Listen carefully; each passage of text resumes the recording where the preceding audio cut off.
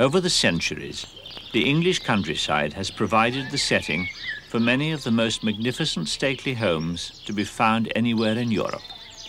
With time, many have been destroyed, torn down, or abandoned. Some have managed to survive. This is the story behind 8 of them, 8 unique and splendid houses, behind whose doors stand many of the nation's artistic and cultural treasures, most of them still homes to the families who built them, all of them living monuments linked by 1,000 years of English history.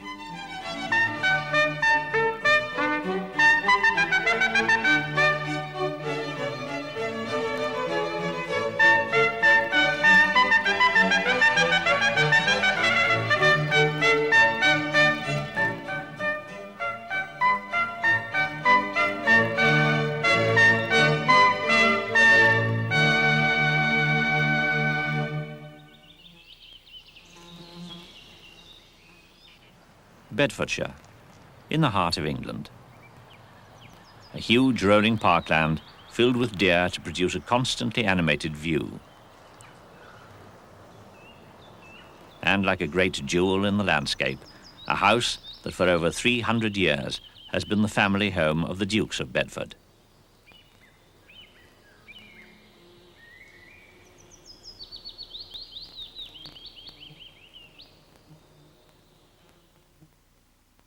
The sheer variety of treasures at Woburn is unrivaled.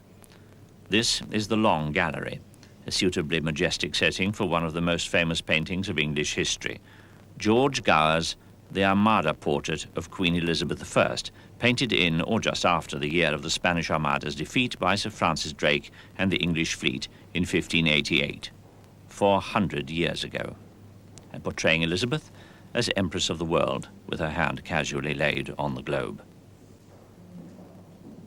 Woburn's art collection is legendary.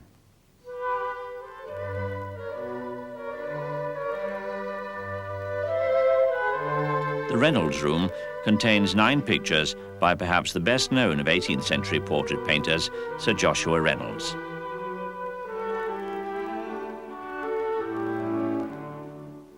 This is Elizabeth Keppel, Marchioness of Tavistock, painted by Reynolds in 1761, wearing the dress she wore as a bridesmaid at the wedding of George III and Queen Charlotte.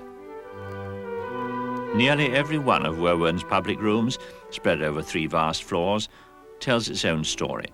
The grand staircase, which has somehow stood secure for 200 years despite having no visible means of support, each step being held in place by the one above. The state apartments. Queen Victoria stayed here. She and Prince Albert visited nearly all of the treasure houses.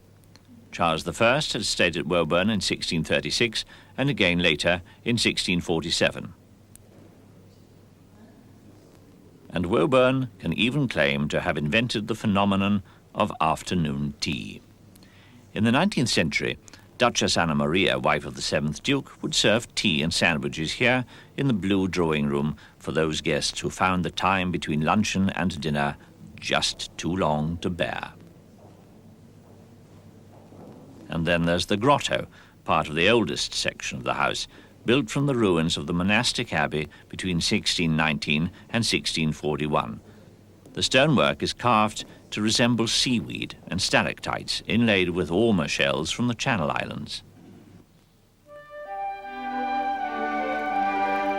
But it's the dining room at Woburn, which the family still use today, which takes the breath away.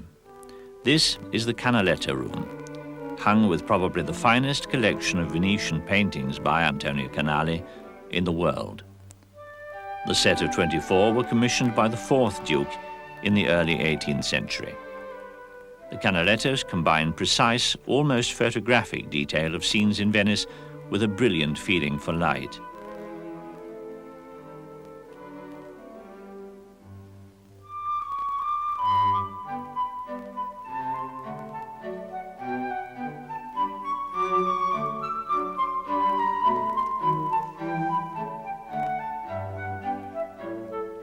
On the table, part of Woburn's fabulous collection of gold and silver.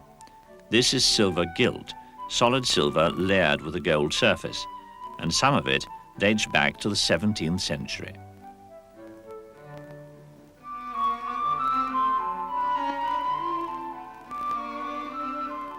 The house is now lived in by the heir to the Dukedom of Bedford, the Marquis of Tavistock, whose interest in the day-to-day running of the house and estate has grown gradually over the years. For a young man, the prospect of living the rest of your life in this great edifice seems to have been rather forbidding. In the beginning, I was terrified to live here, but it slowly involves you around everything, and the game park, everything. It all becomes part of one, and therefore every year I get more used to living here than the previous year. It's a daft thing to say, but in the end we came to love it. Lord Tavistock's favourite room at Woburn is not, as you might expect, the Reynolds or the Canaletto, but the drawing room, set aside in honour of his great-grandmother Mary, known as the Flying Duchess, who made the headlines of the day by making long flights to South Africa and India.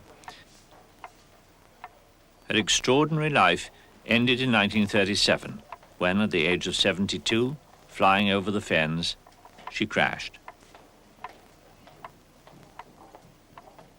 Close by, the racing room, filled with trophies from the success of the Bedford colours on the racetrack, taking pride of place the present Lady Tavistock's famous brood mare, Mrs. Moss, who's now become almost as well known as her illustrious predecessors.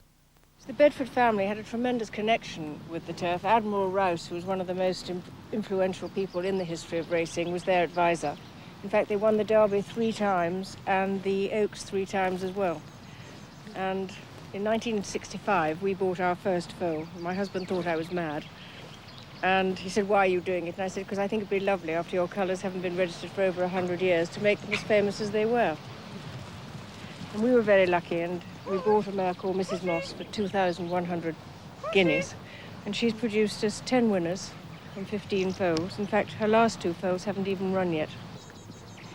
Because Mrs. Moss had really changed our lives so much and created, well, a dynasty, we thought it would be lovely to have a life-size bronze done of her. So Philip Blacker did it last year, and he did the statue here with her, so it really is exactly like her, down even to her small foot. And I think really this is such an incredibly grand and elegant house, and to have the statue looking at it and the peace of the lake behind really makes a wonderful setting.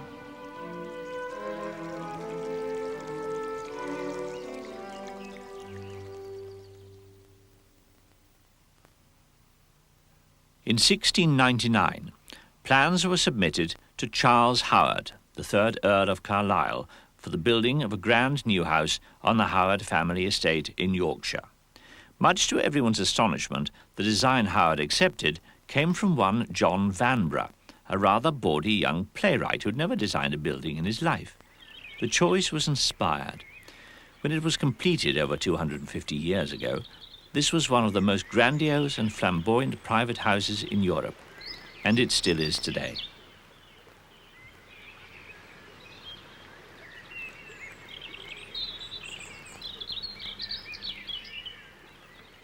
With huge pillars and porticos adding to the Baroque splendour, Castle Howard is spectacularly palatial, its skyline dominated by an audacious dome that would have been the pride of an experienced architect, let alone a complete novice. The famous English man of letters, Horace Walpole, wrote shortly after its completion, "I have seen gigantic palaces before, but never a sublime one."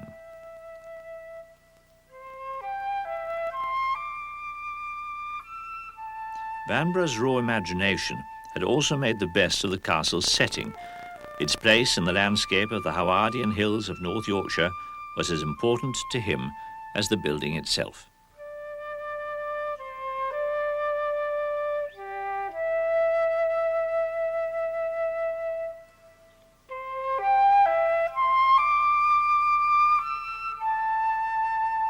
Dominating the park, the Howard family mausoleum, designed by the man who'd helped Vanbrugh with the practicalities of his great enterprise, Nicholas Hawksmoor, and built in 1731.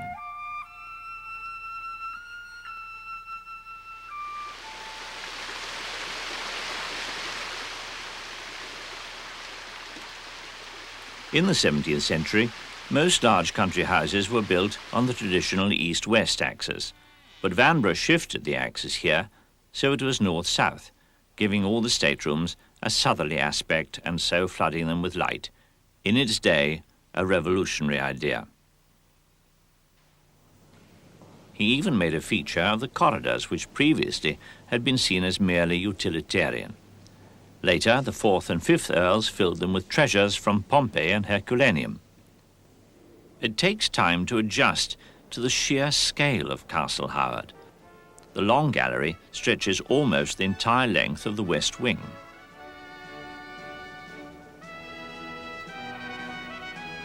The grand staircase, the last of several alterations undertaken in the 1870s.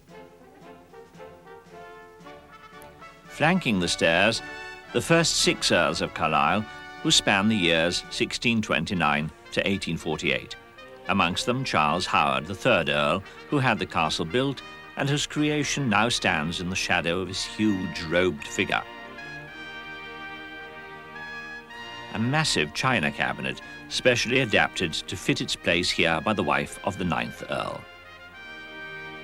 This is the centrepiece of the house, the Great Hall, built, lest you forget, by a man who had no architectural experience whatsoever, and today it's still used by the Howard family as the main reception room in winter, despite the little problem of keeping the place warm.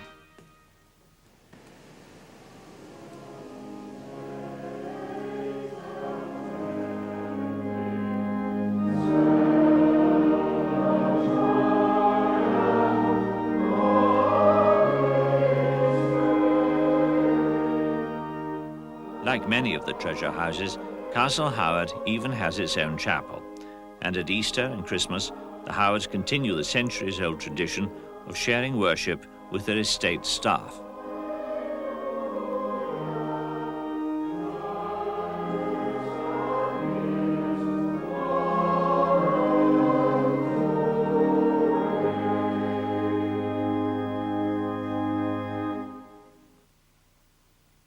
In 1940, 2/3 of the south front and the entire dome were destroyed by fire. It was assumed that the house would never be lived in again. But after the war, the Howard family surprised everyone by moving back into the house on the hill and setting about renovation with a vengeance. Over the years, Castle Howard has been restored to its place as one of the grandest and greatest houses in the north of England. And the renovation work continues. 2/3 of the south front and, of course, the rooms around the Great Hall were completely burnt out. This room was a complete shell along with the rest of the south front, and it wasn't until the 1980s when we were able to restore this room. Obviously, when we redecorated it, we didn't try to copy the original. That would have created a pastiche that wouldn't have been acceptable in our opinion. And at the end of the day, my father and the Felix Kelly, the artist who painted these pictures, and Julian Bicknell, the architect, produced what you see today, which is a tribute to Vanbrugh's ideas and ideals. The rooms that we still have to restore, at least 4 of them are this size, and the others are even bigger. So it's quite a lot. It goes on and on.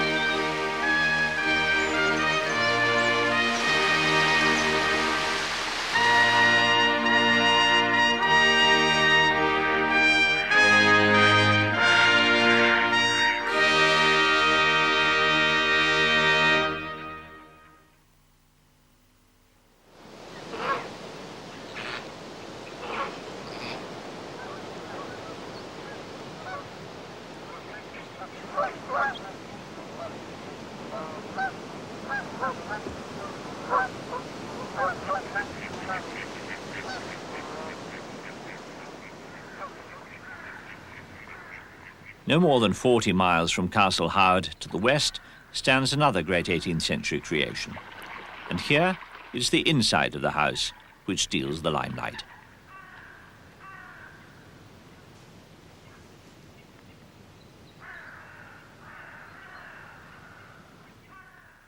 Harwood is a superb example of a house where the rooms, the decoration and the furniture were specially designed to complement each other. The interiors were almost all the work of a brilliant young Scottish architect, Robert Adam, and are classic essays in elegance. This is the bedroom used by the man who built Harwood in the 1760s, Edwin Lascelles. Ceiling and frieze by Adam, bed, chairs and lacquered furniture made here in the Chinese style by a Yorkshireman Adam drafted in to help him achieve the effects he required, Thomas Chippendale.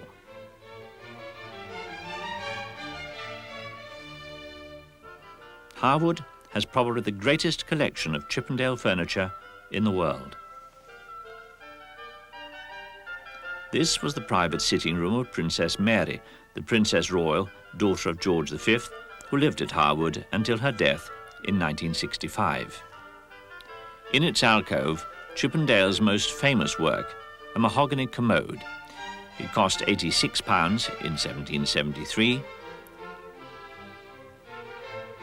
Today, it could fetch between 10 and 20 million. Even the mirrors are Chippendale. The sideboards and pedestals in the dining room rank amongst the finest examples of English furniture ever made. The dining chairs, all Chippendale, curiously had an inch added later to their back legs, thought to be an attempt to encourage diners to sit up straighter. It does have a use. It's obviously very decorative with all this ormolu and the inlaid wood. Do you actually use the furniture? Well, we do, up to a point. We used to much more when we lived all the time, all over the house. We now only use rooms like this, much more occasionally. The present Earl of Harwood is the son of Princess Mary and cousin to the present Queen. Very well. We use all the Chippendale things all over the house. And of course, a lot of them we've got in our private rooms upstairs, which we don't open all the time to the public. They're the chairs we sit on, the chests of drawers we keep papers in, all that kind of thing. This is a wine cooler. You see inside this lead lining. Can you see it? That I think worked quite well. We haven't used it for some time. And of course, it was meant to look nice, standing at the end of the dining room, but it has another use around here. Now, what if I can work it? Yes. Oops. You press that, and that was a plate warmer. That, I must admit, we haven't used for some time. And I think you put hot coals somewhere in a container, and the plates up above. They came off nice and warm. Very lovely. Scattered throughout the house, a stunning collection of Sèvres porcelain. Produced at the Royal Factory at Sèvres in France, pieces such as these made before the Revolution are some of the most perfect examples of china that have ever been modelled. The pink vase belonged to Madame de Pompadour, Louis XV's mistress. The coffee service was a gift from the city of Paris to Marie Antoinette a few years before she went to the guillotine. In the middle of each piece, exquisite paintings with much of their detail almost imperceptible to the naked eye.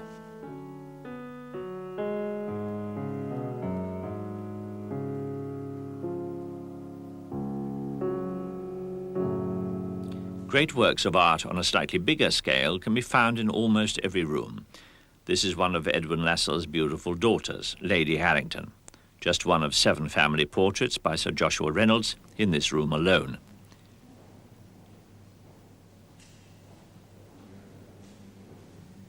Above the Chippendale secretaire, works by Turner, who was a frequent guest at Harwood.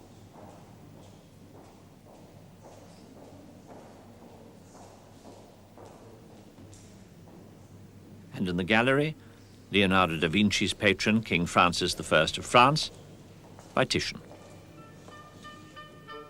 Mother and Child, by Bellini. Allegory, by El Greco.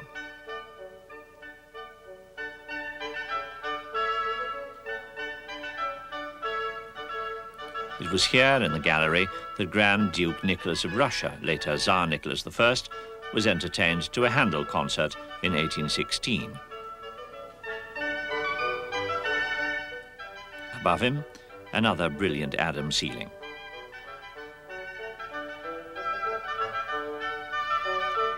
To his side, more exquisite porcelain, this time from Peking and dating from the Ming emperors.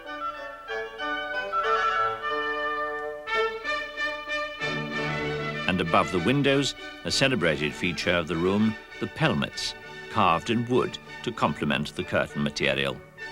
By Chippendale, of course.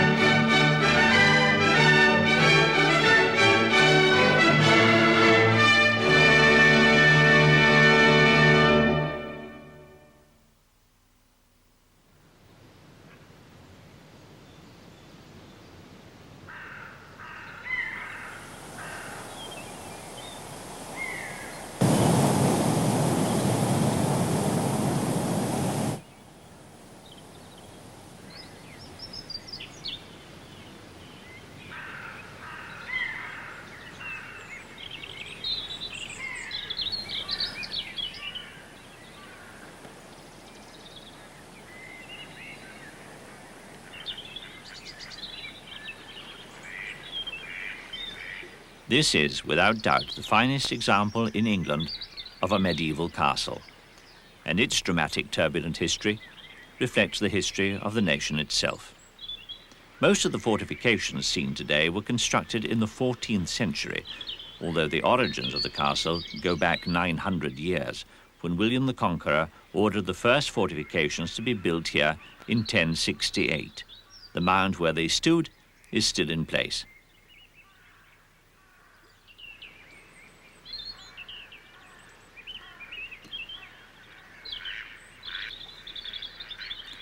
Caesar's Tower, a masterpiece of medieval military architecture, was completed in the early 1300s. It was followed by the Gatehouse and Guy's Tower, named after the legendary Saxon Guy, Earl of Warwick. Richard III ordered extensions to the north wall, which were never completed because Richard himself was killed in the Battle of Bosworth in 1485. Later, Warwick's ramparts successfully held out against a royalist army in the Great Civil War of the 17th century. Warwick Castle was built on the banks of the Avon, 12 miles upstream from Shakespeare's Stratford. Around its great walls, a large community grew up, comfortable in the protection the fortress offered.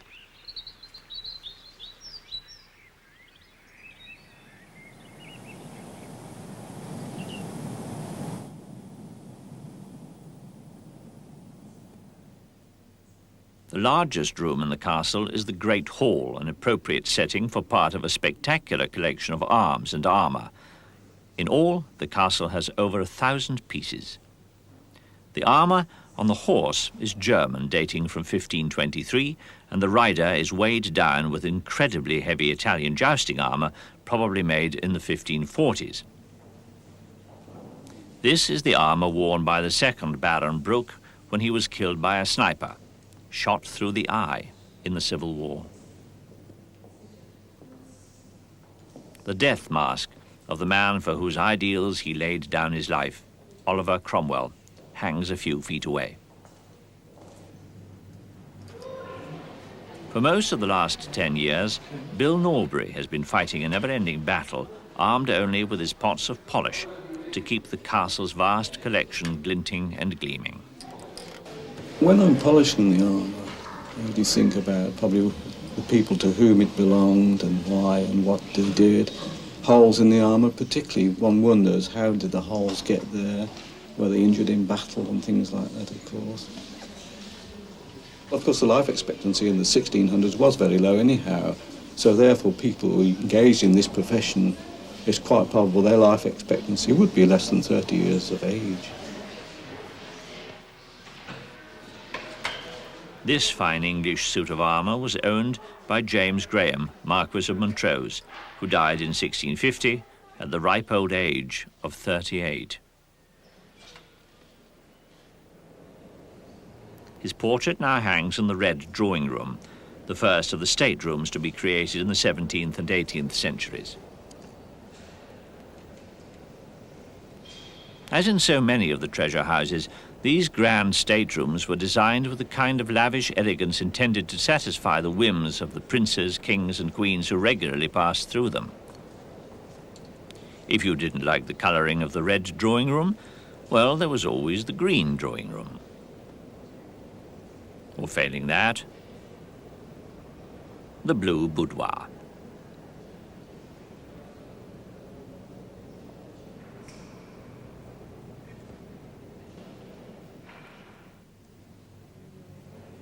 And this is the state dining room, the new dining room, added in 1763, where the earls entertained most of the royalty of the day, including Queen Victoria and Prince Albert, who came to lunch in 1858.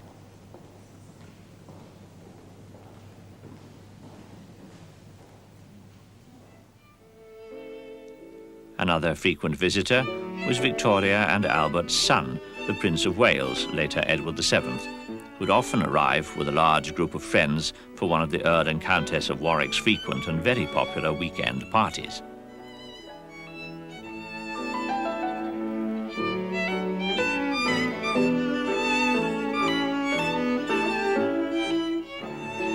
Today, remarkable wax portraits from Madame Tussauds recreate one such party held at Warwick Castle in the summer of 1898, using the same rooms and much of the furniture that would have been here then.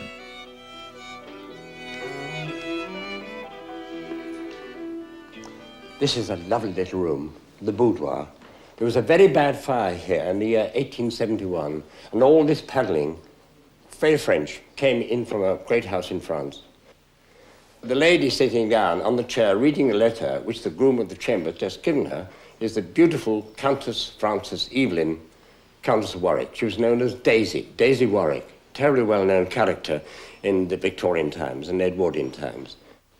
In those days, of course, she was the #1 hostess. Apart from being beautiful, she had a great castle. But they entertained everyone, the real consequence in this castle. And the principal person that came very often was the Prince of Wales, became King Edward VII. His son came, the Duke of York, everyone he could think of.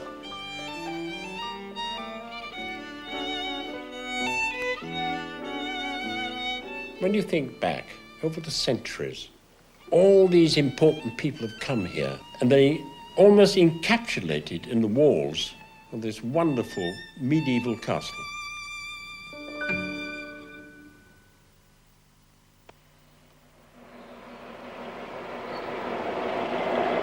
The New Forest in Hampshire.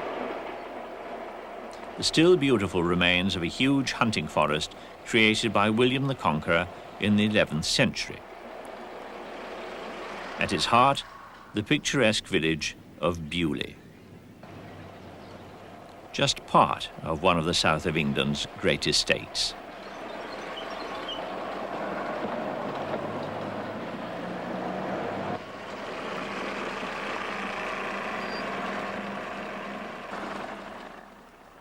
Today, it's the seat of Edward, 3rd Baron Montague of Beaulieu, whose love for his ancestral estate, as we shall be discovering, has only ever had one serious rival.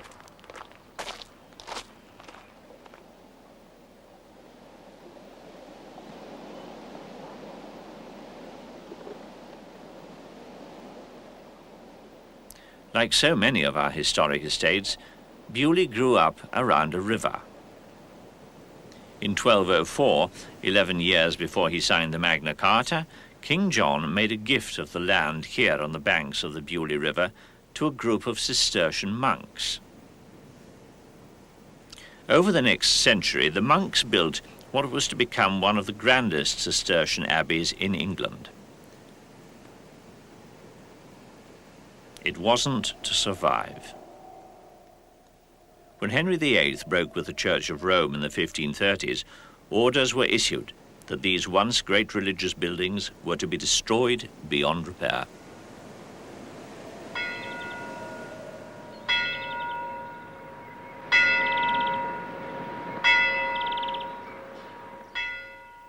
One of the few buildings to escape demolition was the Abbey's great gatehouse, and today, as we can see from its imposing Norman windows, is the original gatehouse that forms the core of what's become Palace House.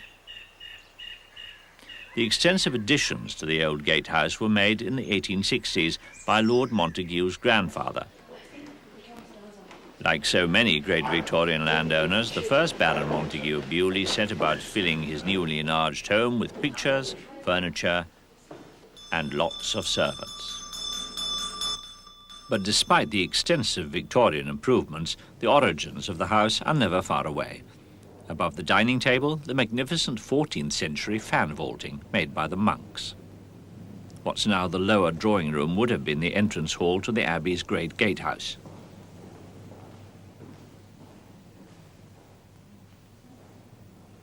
While the monastic chapels above have become the beautiful upper drawing room.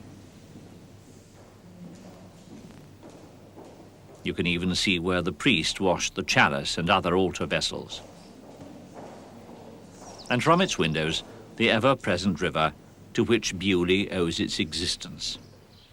Having completed the renovations to Palace House, the Montagu family was now rapidly developing another interest.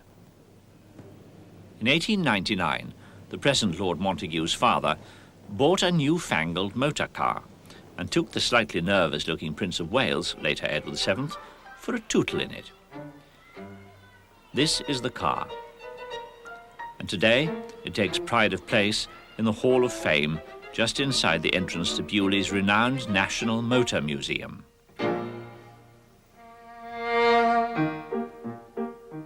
Here, from all corners of the globe, they've gathered together the great names of motoring history.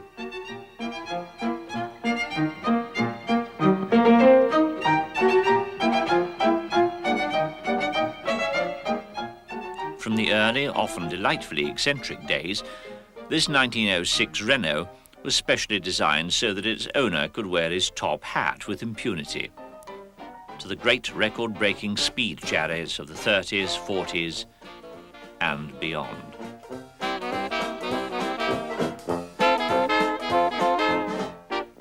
Without Bewley's intervention, many of the cars would not have survived. This Rolls-Royce Silver Ghost was found in the 1950s being used as a breakdown truck in Berwick-on-Tweed. And this 1925 Rolls-Royce Phantom was discovered being used for pulling lawnmowers on playing fields in Somerset. Whenever new arrivals appear in the workshops for restoration, Lord Montagu is never far behind. Hello. How are things going? Oh, very good. Well, this, of course, is a Clement Talbot, I suppose, Yes. an ancestor of the Talbot cars on the road today. I must say it's amazing how this has progressed. It arrived here in bits. That's right, yeah. Being found in the farmyard. In 1951, when I decided to open the house to the public, I really wanted to display how the family had contributed to the history of this country over the years. And when I came right up to my father's life, he dedicated his life as a champion of the motorist. He was a very early pioneer motorist, edited a monthly magazine and so on. So I founded a little memorial really for him by putting literally 5 cars in the front hall of the house, which made the whole house smell of oil. But from those very small beginnings, we've grown to be one of the largest museums in the world. And of course, we are a live museum. That's very important. We use our cars on rallies and races and so on all over the world. And a few years ago, I took this car here all the way from Perth to Canberra, right across Australia. This shows that they still do work.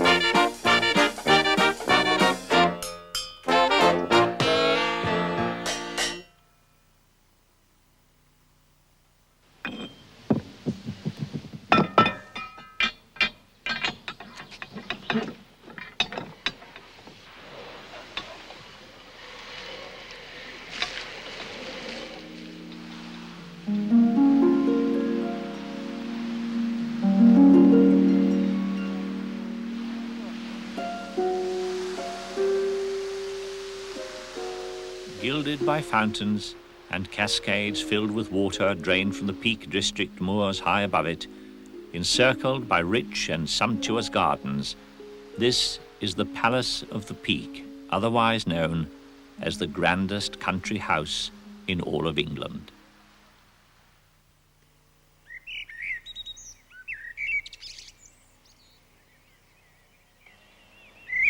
Most of the landscapes of the treasure houses of England were designed by the outstanding 18th century landscape architect Capability Brown, and Chatsworth is one of his greatest achievements. Whilst successive dukes of Devonshire set about building, demolishing and rebuilding what was originally a Tudor house, Brown laid out a landscape which not only greatly enhanced the look of the building, but which he knew would continue to improve in the centuries after his death. The trees on the distant hill, for example, were planted by Brown in wedge-shaped sections so that when one area is felled, the skyline remains unchanged. Without a power line or telegraph pole in sight, the view from the Salisbury lawns is now exactly as Brown had intended when he laid out the park in the 1760s. The gardens themselves are quite magnificent. The rockeries, where every rock, some weighing several tons, were brought in by hand and laid according to plan.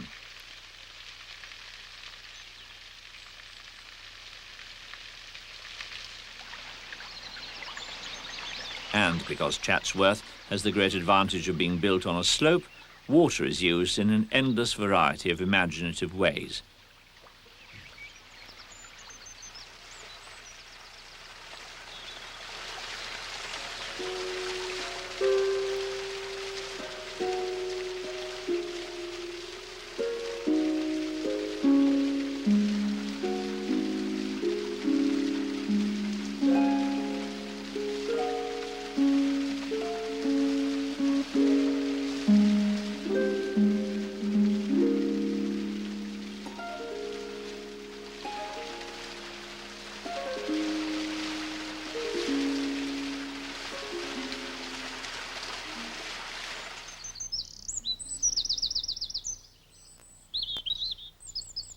Everywhere you look, there's something to tease or intrigue.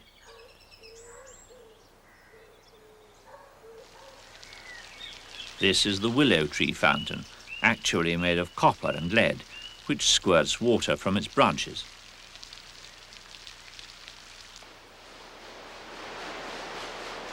The greenhouses at Chatsworth bulge with rare and exotic plants, as they have done for nearly 3 centuries.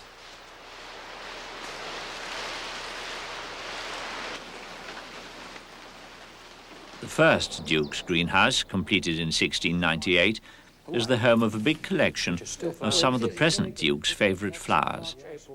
Nearly 4 months. I don't want to be too pompous about it, but of course the 6th Duke was a great gardener, and the 4th Duke laid out the gardens much in the state we know them now. Yes, my own great interests are the spring bulbs, the camellias. Indeed, years ago when I was in government, and used to travel a lot in the Commonwealth in Australia, Canada, I used to sometimes say to myself, what on earth are you doing here when you could be in your garden, in your greenhouse?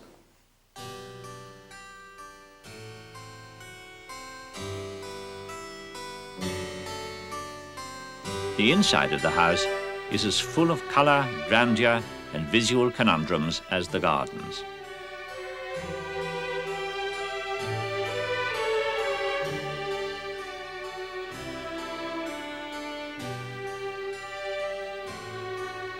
The clever use of mirrors makes an already huge house appear quite vast.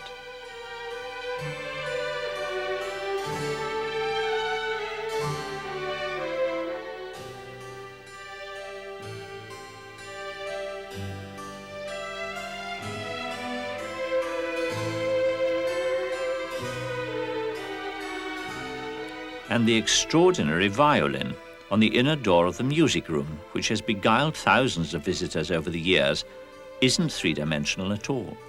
It was painted onto the door by Jan van der Waart in 1723. Elsewhere, Chatsworth is positively overflowing with treasures.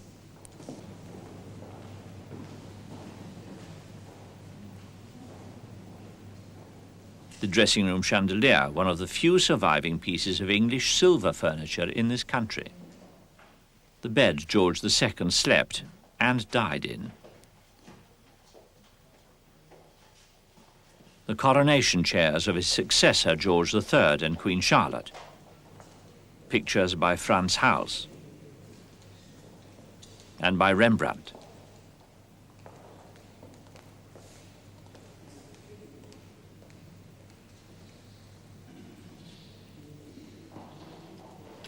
And over 60 splendid antique clocks.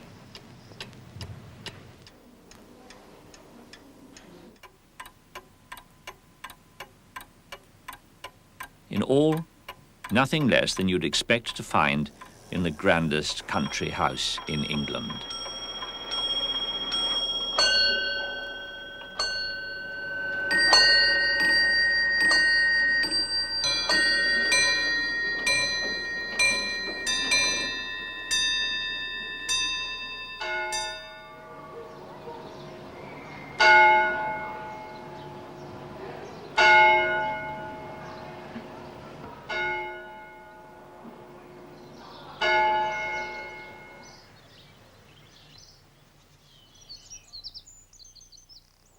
In 1981, the Prince of Wales married Lady Diana Spencer, and for the first part of their honeymoon, Prince Charles brought his new bride to the same house in which his mother, the Queen, had spent her honeymoon 34 years earlier, a house which has always had a most romantic tradition.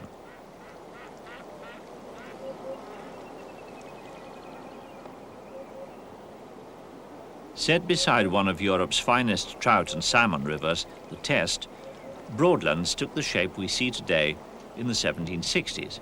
It was then that the second Viscount Palmerston asked Capability Brown not only to mould the landscape, but also to update the existing house in the new classic Palladian style. Lord Palmerston was a lavish entertainer, and many of the great names of the day were wined and dined here: Garrick, Sheridan, Lady Hamilton, and Sir Joshua Reynolds. Today, 3 magnificent Van Dycks hang in the dining room. All 3, including the famous portrait of Charles I, are life-size.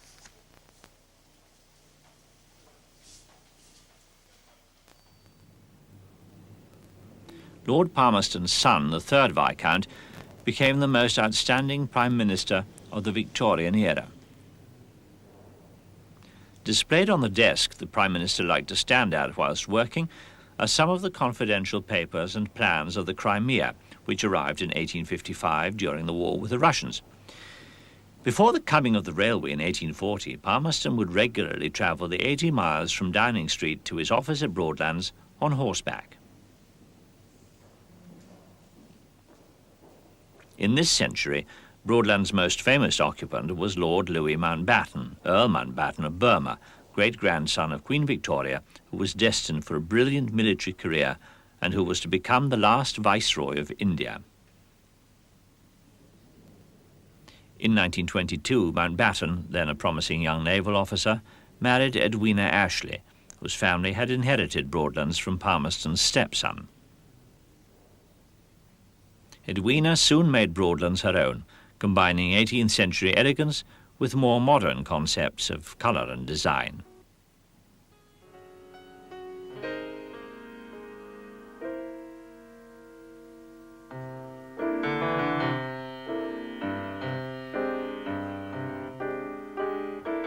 With the Mountbattens in residence, Broadlands once again became a gathering point for the great names of the day. In the saloon, with its delicate plaster work designed by Joseph Rose, a student of Robert Adam, the man who designed so much of Harwood, Noel Coward would entertain on the piano.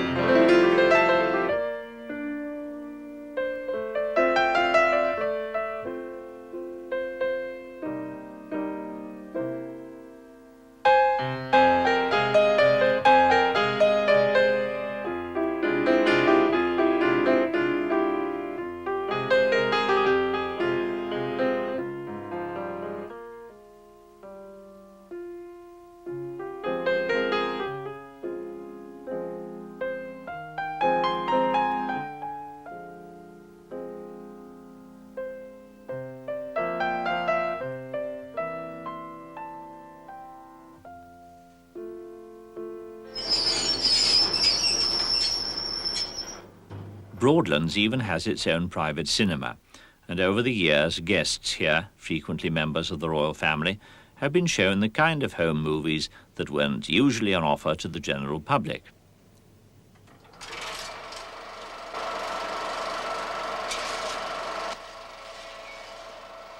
In 1920, Lord Mountbatten accompanied his cousin Edward, the then Prince of Wales, who was later to abdicate and become the Duke of Windsor, on a world cruise aboard the battleship Renown. 2 years later, Lord Louis took his new bride Edwina on honeymoon to Hollywood, where much to their amusement, their host Charlie Chaplin asked them to star in a short film Chaplin wrote and directed called Nice and Friendly. In it, Chaplin rescues Edwina from a gang of thieves.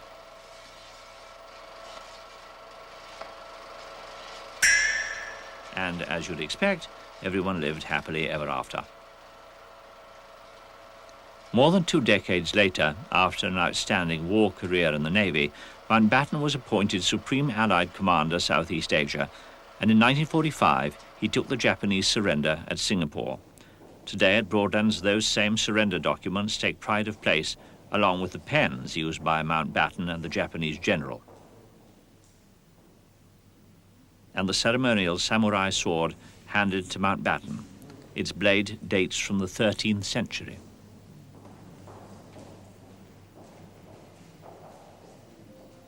Broadlands is now the home of Lord Mountbatten's grandson, Lord Romsey, and his young family. And today, it's a home that's very much used, lived in, and loved.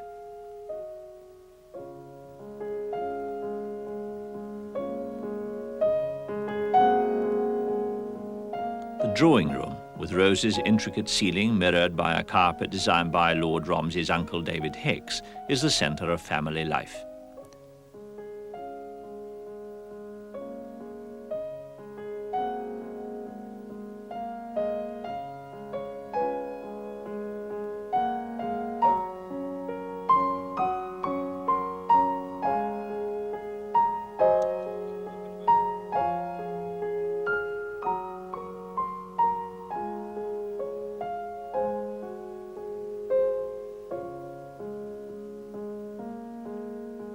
With children's toys tucked away beneath great works of art. And the kind of entertainments found in most homes never far away for Broadland's present-day guests and their young families.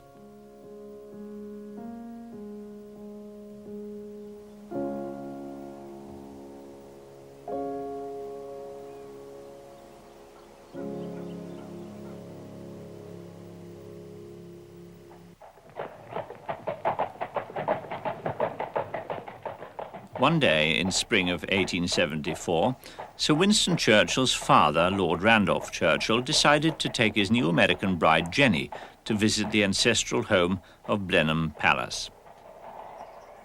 As we passed through the entrance archway, and the lovely scenery burst upon me, wrote Lady Randolph Churchill, Randolph said, with pardonable pride, "This is the finest view in England. Looking at the lake, the bridge, the miles of magnificent park studded with old oaks, and the huge and stately palace, I confess I felt awed. But my American pride forbade the admission."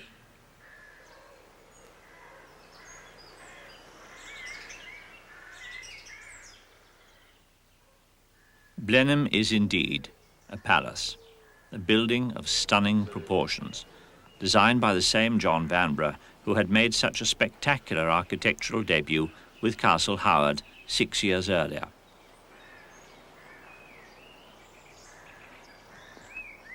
Vanbrugh also built the famous Grand Bridge, and beneath it, Capability Brown created the most magnificent private lake in England. The breathtaking visual combination of lake and palace is Vanbrugh's classical masterpiece, and prompted George III to exclaim, "We have nothing to equal this." Blenheim was built as a tribute and monument to one of the 18th century's greatest military heroes, John Churchill, 1st Duke of Marlborough, whose glorious victory over the French at the little German village of Blindheim in 1704 led Queen Anne to give him the royal estate at Woodstock on behalf of a grateful nation. And it was here, 170 years and 9 generations later, that Lady Randolph Churchill gave birth to another of England's greatest heroes, Winston Churchill, who arrived somewhat prematurely and was delivered in what turned out to be one of the smallest and most humble rooms in the palace.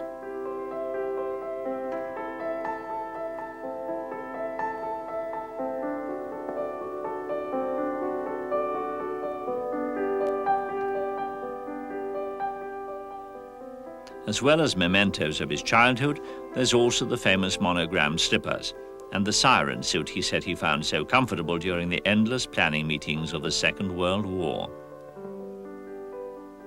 Churchill loved to paint, and during his stays here, Blenheim provided a feast of subjects.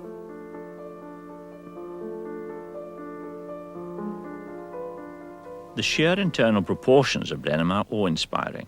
The Great Hall, for example, with its huge Corinthian columns, is 67 feet high. The ceiling, painted in 1716, shows Marlborough, plan of the Battle of Blenheim behind him, kneeling at the feet of Britannia. The artist, Sir James Thornhill, was to have painted other parts of the palace, but was sacked by the first Duchess for trying to cheat her by charging 25 shillings a yard for his work.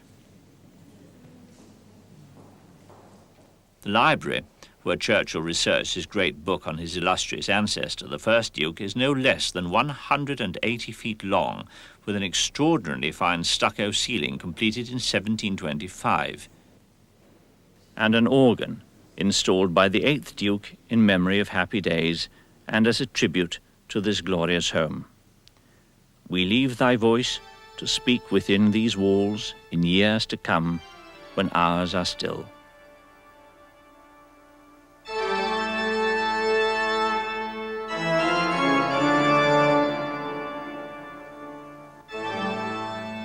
On the walls of the staterooms hangs a series of huge tapestries commissioned by Marlborough himself, telling the story of the Battle of Blenheim and his subsequent glorious campaign victories. Churchill wrote, "This great house is one of the precious links which joins us to our famous past, which is also the history of the English-speaking peoples on whose unity the freedom of the world depends. I am proud to have been born at Blenheim."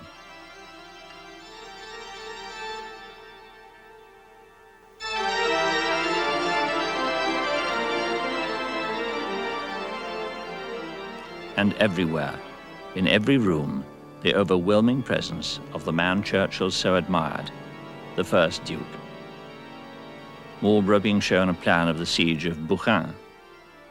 Marlborough, still on horseback after commanding the troops at Blenheim, writing his famous dispatch home, telling of victory. It's solid silver. And everywhere, too, evidence of the great dynasty which followed. The 4th Duke and Duchess and their family, by Reynolds, and Sargent's picture of the 9th Duke, Sir Winston's cousin.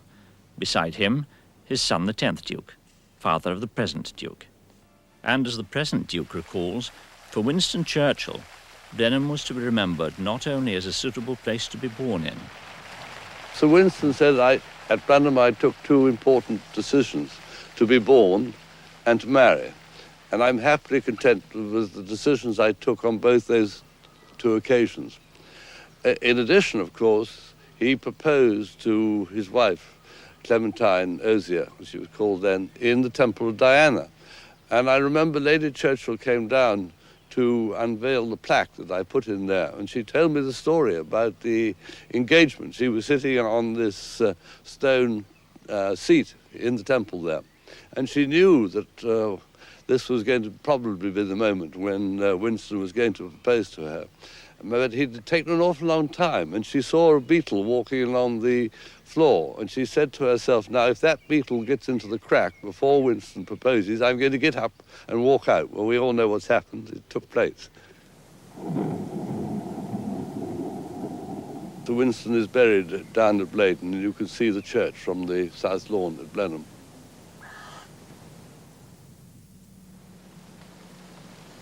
And then, of course, he was buried in this relatively simple graveyard at Blayton.